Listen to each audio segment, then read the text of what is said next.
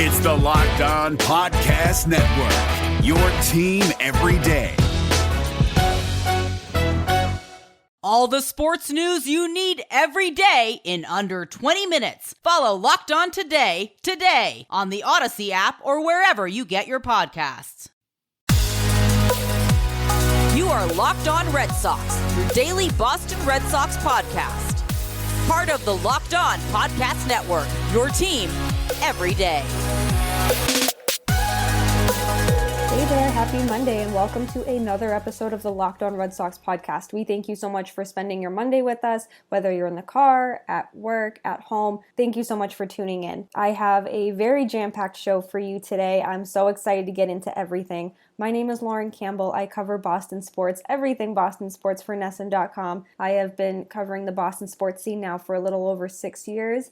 I was born and raised in Massachusetts, so grew up a Red Sox fan. Now I get to cover them for a living. I like to pride myself on knowing this team inside and out. I am flying solo today. I do not have my co-host Jason Mastrodonato of the Boston Herald with me today. Don't fret though, he will be back soon. So bear with me. I'm going to be rambling for the next 20 minutes or so about the return of Chris Sale, the amazing return of Chris Sale, the weekend series that the Red Sox so desperately needed, little Kyle Schwarber talk, a familiar face is back in Boston, and of course, ending the show on a positive note because that's what we do around here. But first, you must join Walking Baseball Encyclopedia Paul Francis Sullivan, but please call him Sully. He's my good friend. I've known him for years now.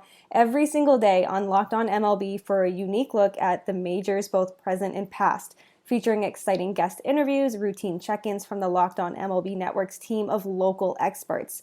Subscribe to Locked On MLB today on the Odyssey app or wherever you get your podcasts. So, the moment we've all been waiting for finally happened Saturday afternoon at Fenway Park. Chris Sale walked from the bullpen to the mound and threw 5 innings. He gave up 6 hits, 2 earned runs, back-to-back home runs for only the second time in his career, which is wild to me. And he also struck out 8. So he certainly looked like vintage Sale at points during the start. Of course, 6 hits still is a lot, but after not pitching for 2 years and 1 day in MLB, undergoing major Tommy John surgery, a couple setbacks along the way with his neck, he had COVID. I feel like you couldn't ask for more. This was exactly what he needed. Yes, it was against a team like the Orioles, but this is exactly the way you need to ease him back into action. This is how you build his confidence and get him back to the ace that we all know he is. It also helped that the offense exploded for 16 runs and beat the Orioles 16-2. But obviously the storyline from Saturday's game was Sale. And for me, it wasn't so much his performance. His performance was amazing. I had chills watching him. It was just an incredible time for Red Sox fans and baseball fans. But it was more so afterward, during his post-game press conference, where he showed some raw emotion and showed just how much baseball really means to him. There are 3 specific quotes that he said that I really want to read on this show. And this was the first one. So it was on his actual performance. They were asking him about all the emotions and the return, the fans, and he said, "Today I gave up 2 runs over 5 innings. Was it good? It was good enough. Was I satisfied? I'll never be. But everything as a whole, I'm so damn appreciative of the people, of the experience." This, to me, was a classic Chris Sale quote, just, was I satisfied? I'll never be. He could have gone out there and thrown 8 innings, struck out 12, gave up 1 hit. He would have come out after the game and said, I should have gone 9 and struck out 15. I should have thrown a no-hitter. I should have thrown a perfect game. And that's the mindset he's had. That's the mindset he's always had. And again, this could be that attitude, that spark that really, really helps this Red Sox team go on a run. And the second one was about the fans, and obviously he received a huge ovation before and after. And he said, "I don't know if I felt one step out to the bullpen.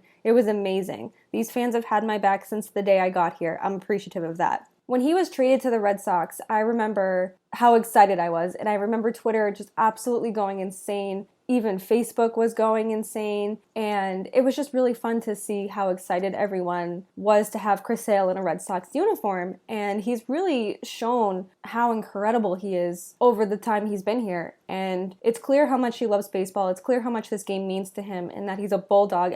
So many people continue to say that he's a bulldog, and it shows. He wants to be on that mound. He never wants this game to be ripped from him again, and that's my third quote. He was asked if he had a new appreciation for being a ball player, And this was probably my favorite quote of the day. He said, "This game was ripped out of my hands. I had a hole in my chest for 2 years. I'll be completely honest. I took days for granted. I've been a big leaguer for 11 years now. I took moments, I took days, I took weeks for granted. Through all of that, I've had a huge perspective change. I'm not wasting another damn day of my big league career." Again, this is emotion we don't typically see from Chris Sale. He holds himself accountable. If he has a bad start, we've seen that. We've seen anger, but this was that raw emotion that not just Chris Sale, but a lot of athletes don't really show. So to see how much he loves baseball, how much this game means to him, how much his teammates mean to him, the fans, he loves what he does. And if he's not wasting another damn day of his big league career, that's a warning to all of his opponents out there.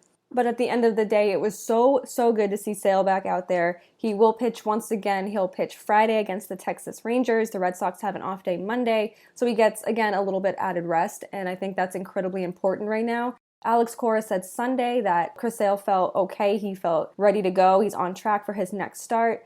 And as we know from his rehab stint, the day after his start is the most important. So for him to feel good after a big league game is incredibly encouraging. I cannot wait for Friday already. I don't want to wish the week away, but I want to see Chris Sale pitch again. And of course, we cannot wait to recap that game for you. Coming up, we are not done with this series talk yet. Coming up in our second segment, we will talk the series as a whole, why it was so good for the Red Sox, and we're going to give Kyle Schwarber a little love. But first, I need to tell you about Stat Hero. Do you know 85% of people who play daily fantasy sports lose? Trust me, I would know. I'm one of those 85%.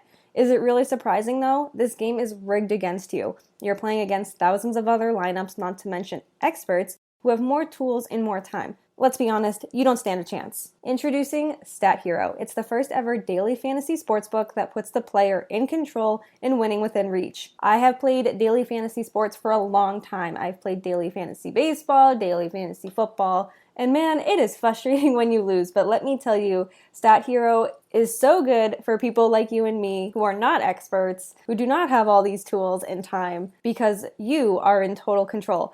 Stat Hero is daily fantasy sports the way it's meant to be, one-on-one. Go to stathero.com/lockedon, sign up for free, and right now you can get 3 times back on your first play. They're giving you a 300% match. That's unheard of. Go to stathero.com/lockedon. That's stathero.com/lockedon.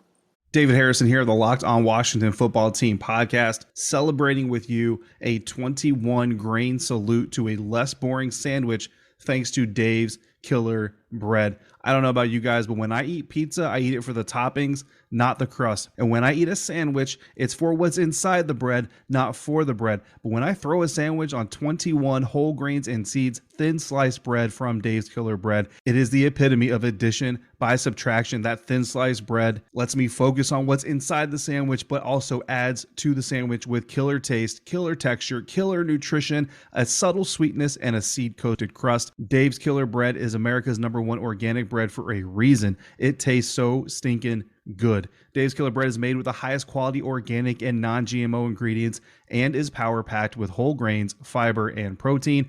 Visit daveskillerbread.com to learn more and look for Dave's Killer Bread in the bread aisle of your local grocery store.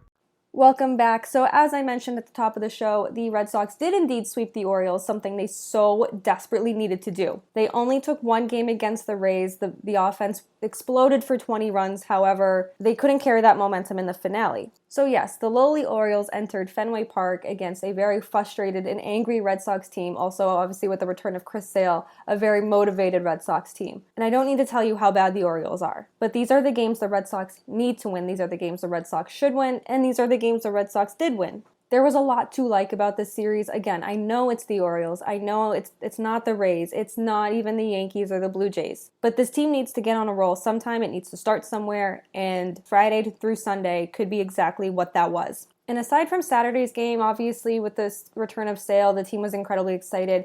I liked Sunday's game a lot. There was a lot to like about that game. There was good starting pitching from Erod, which we'll get into. Kyle Schwarber, he made his debut Friday, was off Saturday, and he returned Sunday. He went 2 for 4 with a run, and that's incredibly important. He did not get a hit in his debut Friday, but Alex Cora said after the game that he worked the count for 2 walks, and he ended up scoring 2 runs, and that's exactly what they needed with the plate patience, the smart decisions at the plate, which we've seen some poor ones of late. But for him to come back Sunday, rope 2 doubles, turn one of them into a run, again, this is showing what he can bring to this team. I know a lot of people were not really upset with the trade for Schwarber, but more so like, why did we bring this guy in? You saw it on Sunday and Friday that this is exactly why. He has that plate patience. He has a veteran presence. Not that the Red Sox need a whole lot of veteran presence around, but one more can't hurt, right? But Erod really was strong in this start, and the last 2 or 3 starts, he's been really good. And this came after a time when I was concerned that maybe he's pitching his way out of an extension with Boston because he had really struggled. He had the migraine, and then a couple starts after that, he just really couldn't seem to get anything together.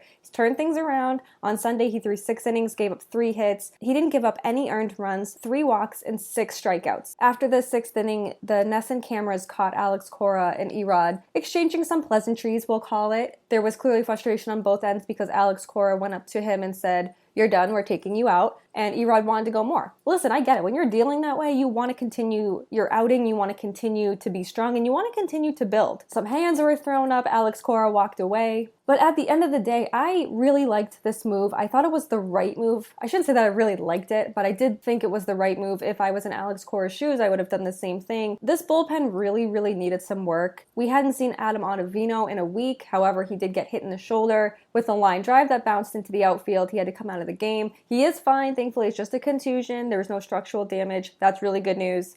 And 2, Erod had a really good line. 6 innings, 3 hits, 3 walks, 6 strikeouts. We all know that 1 inning can change anything. And if he had gone out there for the 7th, yeah, he could have gone 1, 2, 3. He could have thrown 20 pitches, but still thrown a scoreless frame. Or he could have given up 4 runs. He could have given up a lot of hits, more walks. At the end of the day, it was the right move. He has the off day, gets a little more rest before his next start. So I had no issue with the move. Adam Ottavino did run into a little bit of trouble. He could only get 1 out before he was forced from the game because he got hit.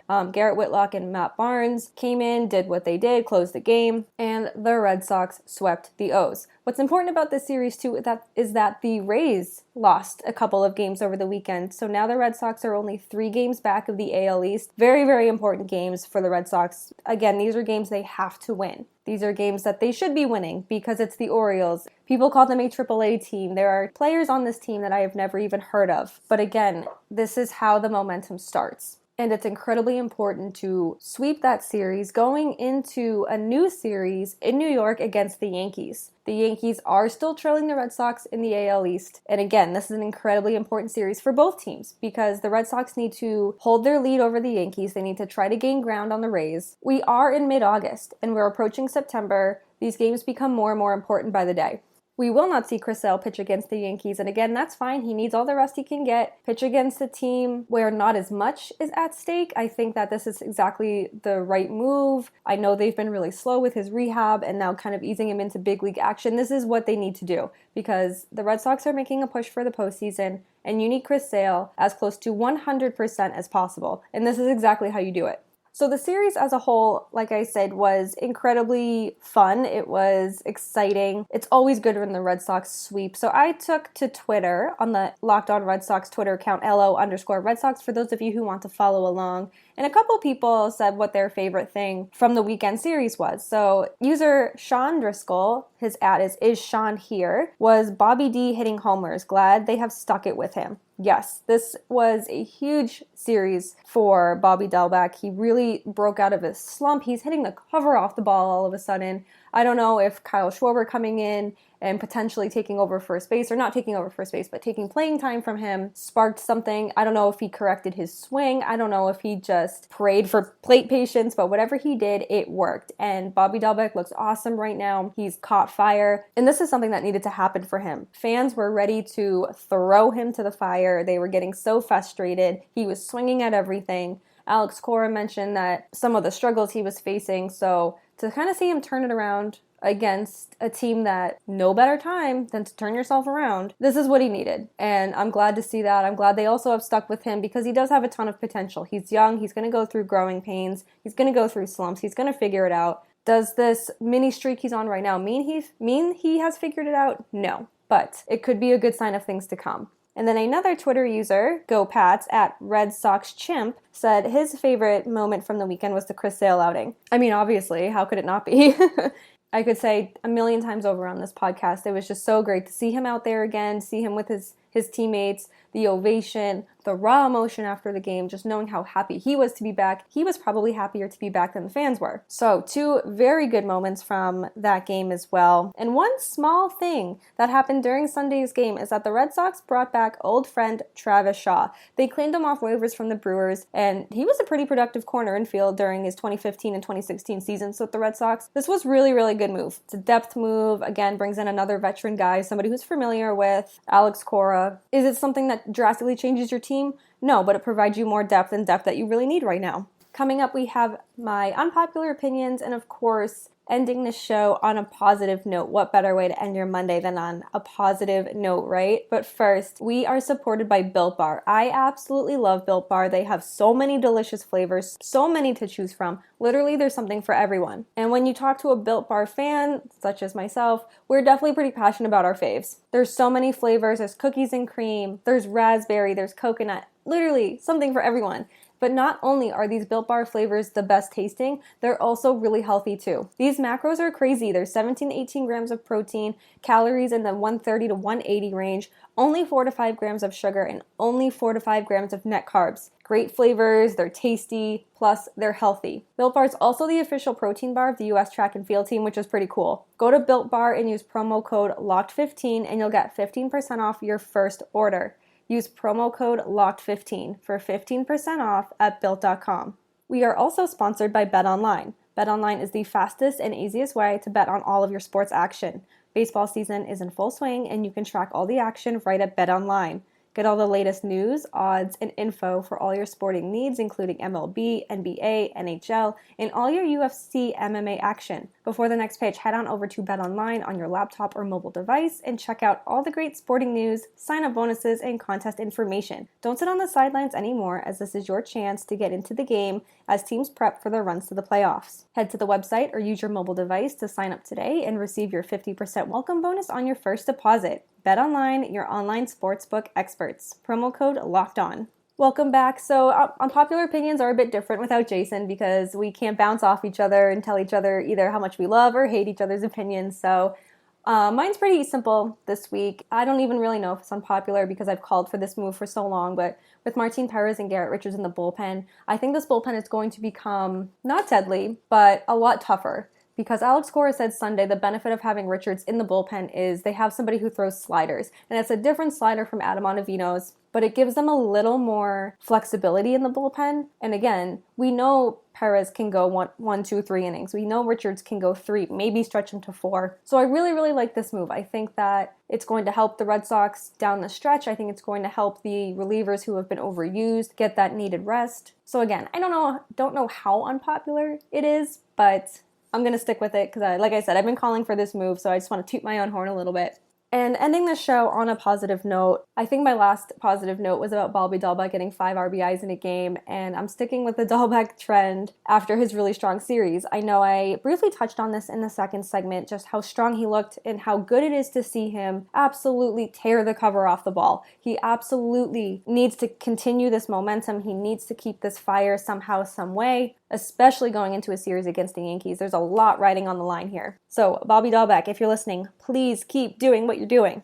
But that will do it for today's show. Please join us back Tuesday. You can find me on Twitter at LaLaLauren. That's 3 Laws, Lauren with 4 R's. You can also interact with the Locked On Red Sox Twitter at LO_Red Sox. And of course, my amazing co-host Jason, you can follow him on Twitter at jmastrodonato or read all of his work in the Boston Herald. You can also check out all of my written work on NESN.com. And don't forget to subscribe, rate, and review Locked On Red Sox. When you subscribe, you get the episode as soon as it drops, so you will never miss an episode. Also, be sure to check out Locked On Yankees with Stace. They are an incredible host. I'm sure they're going to be previewing this important series for the Red Sox and Yankees. So please be sure to head on over to Locked On Yankees and check out what they have brewing this week, as well as Locked On MLB. We have incredible Locked On shows throughout the MLB channel, so please go check all of them out. Plus, betting on MLB, the Yankees, the Red Sox doesn't have to be a guessing game if you listen to the new Locked On Bets podcast hosted by your boy Q and handicapping expert Lee Sterling.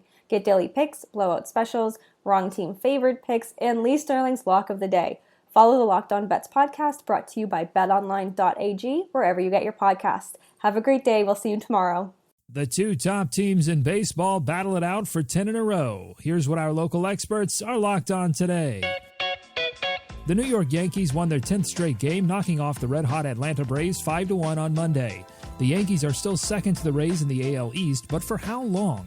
Subscribe to Locked On Yankees on YouTube today to get Stacey Gotsulias' take on one of the most competitive division races in the MLB. New England Patriots quarterback Cam Newton will miss at least 3 days of practice after traveling to a team-approved, out-of-town medical appointment due to what the team is calling a, quote, misunderstanding about tests conducted away from NFL facilities. Could this open the door for rookie quarterback Mac Jones to get the starting job on Week 1? Listen to the Locked On Patriots podcast today to find out.